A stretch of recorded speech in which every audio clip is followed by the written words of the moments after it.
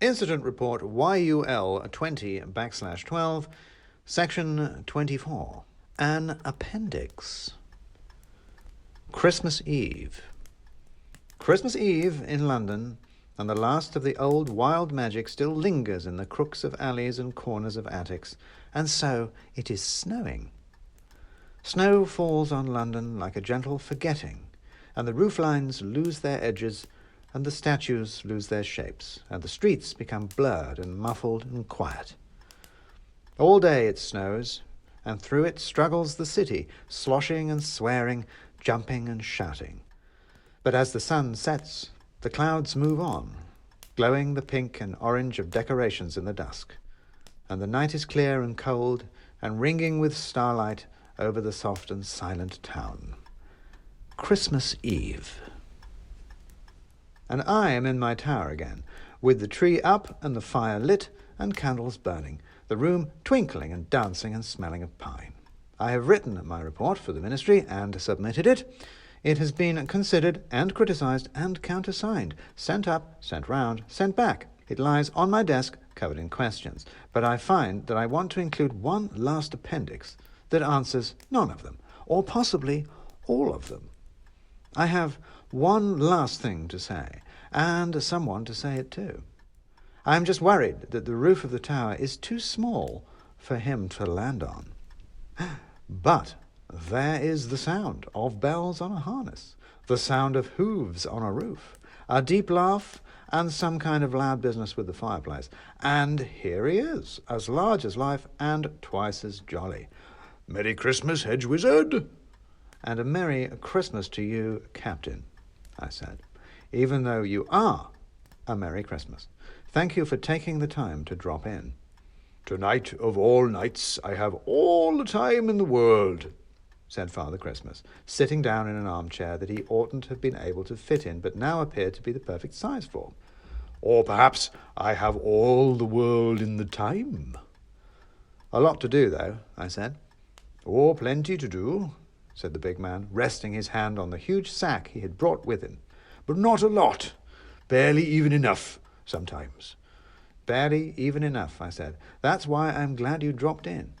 "Oh, wait, mulled wine?" "And now I'm glad I dropped in," said Father Christmas, and somehow, in his huge hands, the small glass now looked the size of a punch bowl.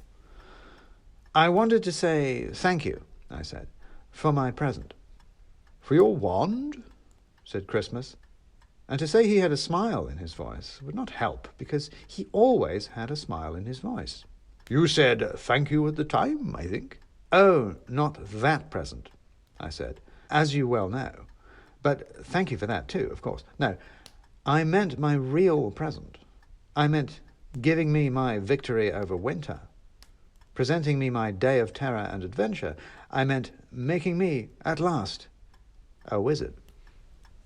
"Let me see," said Father Christmas. "A tower, a wand, a certificate on the wall.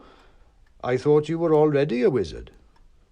"I was a British government-approved magician second class," I said. "By royal appointment, a filler of forms, a peruser of paperwork and monitor of monsters, a dog's body, a civil servant, just doing my job. But for one day, I got to ride with the wild hunt, and riddle with witches, bargain with goblins, and battle with the Mouse King. I got to be a proper storybook wizard."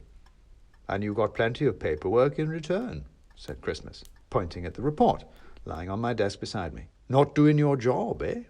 "Apparently not," I said, and I realized enjoying myself immensely not doing it.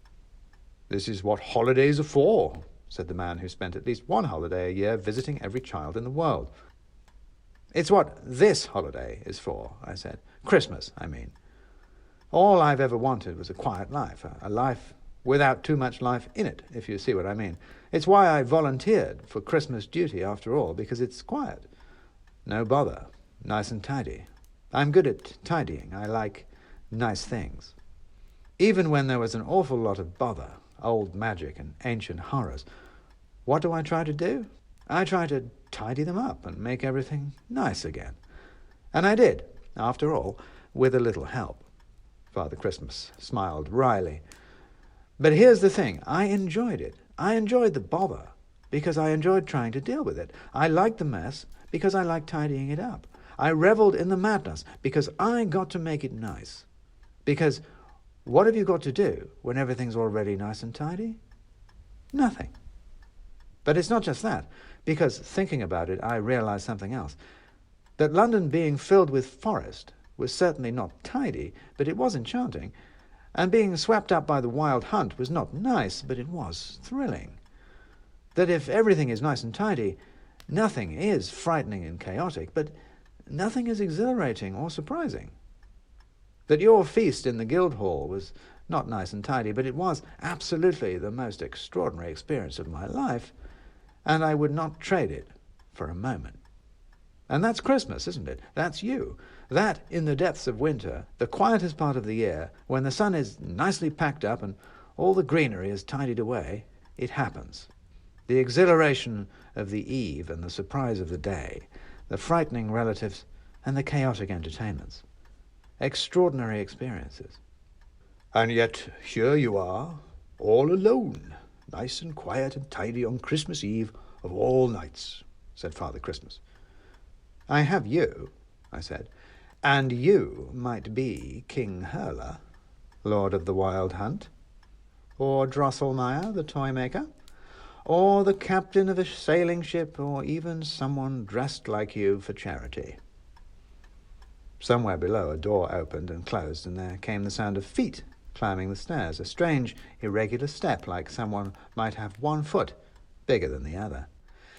And here comes my friend Bertha the Bird Lady, I said, or Befana the Witch, or Snegorochka the Snow Maiden, or whoever she is tonight. Between the two of you, we should be able to assemble quite a party, don't you think? He did, and we did. Quite how he got to all the other houses that night, I don't know, and I don't suppose I ever shall.